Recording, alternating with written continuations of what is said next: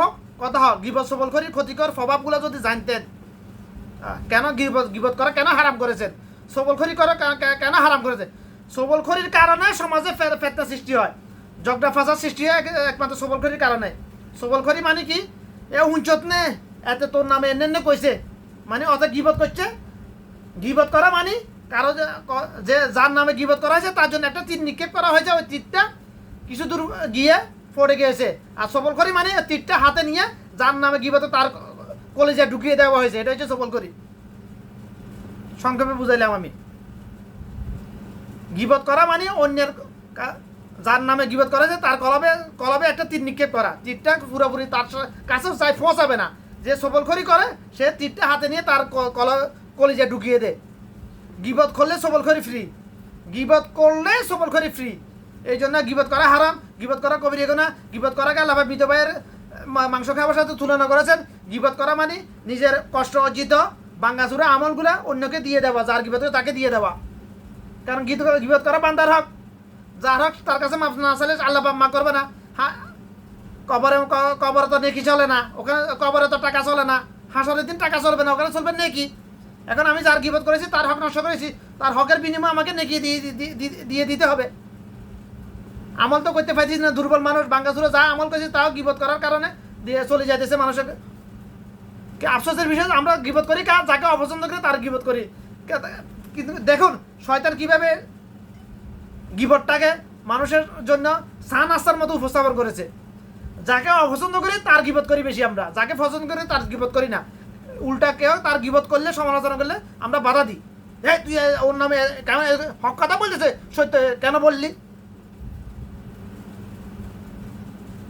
ওর নামে কেন এমন কথা বলছে, এরকম করে ওই এরকম এত ভালো মানুষ।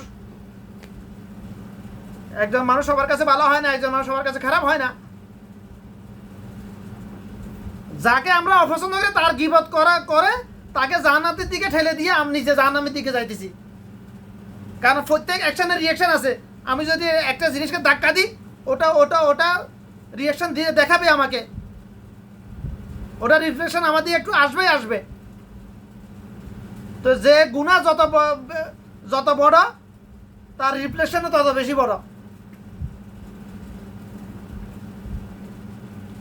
মানুষের হকের মধ্যে গীবত হচ্ছে সবচেয়ে বেশি ভয়াবহ।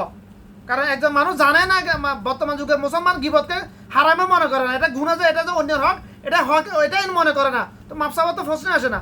আর তাছাড়া একজন মানুষ জীবনে কত মানুষের গীবত করে কখন কাজ এটা জানে না, হিসাব করতে পারবে না। এই জন্য মাপ চাওয়া তো কষ্টকর।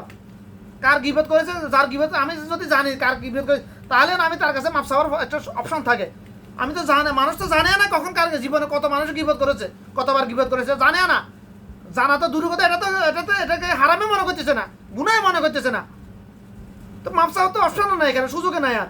এই জন্য বর্তমান যুগের না বেশিরভাগ মানুষ জাহান্নামে যাবে শুধুমাত্র গীবত করার কারণে।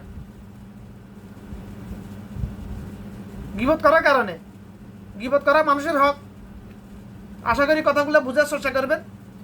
আমার কথা পছন্দ না হলে অসুবিধা নাই। আল্লাহর কালাম জানান, জেনে বুঝে আমল করুন না, পড়ুন না। আল্লাহর কালাম জানুন, বুঝান, আলেম হবা।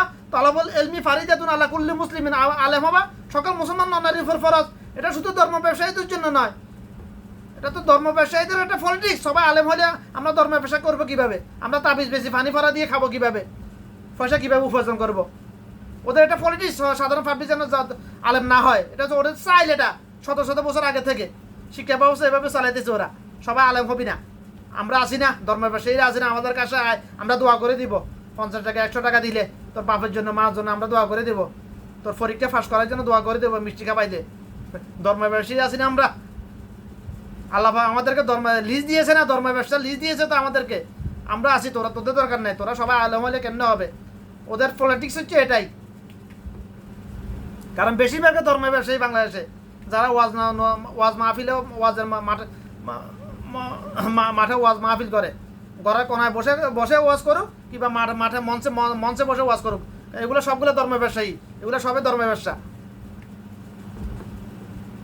ওয়াজ করে, মঞ্চ তৈরি করে ওয়াজ করে যদি দিন ফজর কায়েম হয়ে যেত, তাহলে রাসূলুল্লাহ সাল্লাল্লাহু আলাইহি ওয়াসাল্লামের চাইতে বড় কোনো আলেম পৃথিবীতে আছে? হ্যাঁ, তাহলে রাসূল সাল্লাল্লাহু আলাইহি ওয়াসাল্লাম কেন এতগুলো যুদ্ধ করেছেন? যুদ্ধ করার তো প্রয়োজন ছিল না। কারণ মক্কার সকল আদম সন্তান, আরবের সকল আদম সন্তান রাসূল সাল্লাল্লাহু আলাইহি ওয়াসাল্লামের কথা জন্মসূত্রে বুঝতেন। আর রাসূল সাল্লাল্লাহু আলাইহি ওয়াসাল্লামের কথা বোঝার জন্য, অর্থাৎ আল্লাহর কালাম জানা বোঝার জন্য তাদের মাদ্রাসা পড়া জরুরি না, তারা জন্মসূত্রে বুঝে এগুলা আল্লাহর কালাম। কেউ মানতেছে না, ওটা হচ্ছে অন্য হিসাব। তো আমরা জানতেছি না, বুঝতেছি না, এই জন্য মানতে পারতেছি না। এই জন্য রাসূল সাল্লাল্লাহু আলাইহি ওয়াসাল্লাম দিন এলেম গ্রহণ করা প্রত্যেক মুসলমান নারীর উপর ফরজ। দিন এলেম কি? আল্লাহর কালাম জানা বুঝা মানা, এটা হচ্ছে দিন এলেম। দিন এলেমের প্রথম ধাপ আল্লাহর কালাম জানা বুঝা। আপনি নিজেকে, আচ্ছা আপনি যদি না জানেন, অসুবিধা, বাংলা অনুবাদ, তাফসির বা তাফসিরে কোরআন, শব্দার্থ কোরআন, শত শত কোরআন মাজিদ আছে বাংলাদেশে, অসংখ্য ফ্রেশ এগুলা তৈরি করতেছে ভালো ভালো আলেমরা, হক্কানে আলেমগুলা। তা যদি সন্দেহ থাকে এটা এই অনুবাদটা সঠিক না, 3টা কোরআন মাজিদ কিনুন আপনি, 3টা শব্দার্থ বাংলা অনুবাদ সহ, তাফসির অনুবাদ, বাংলা অনুবাদ সহ কোরআন মাজিদ 3টা কিনতে সর্বোচ্চ 3,500 টাকা খরচ হবে। দুনিয়াবে শিক্ষিত হওয়ার জন্য তো কত লক্ষ টাকা খরচ করলেন। আল্লাহর কালাম জানা বোঝার জন্য টাকা 3,000 5,000 টাকা খরচ করতে পারবেন না? তাহলে আপনার সাথে অদম আর কে হইতে পারে? বলে তুমি কি কিনেছো? আমি কিনেছি। তা ওখানে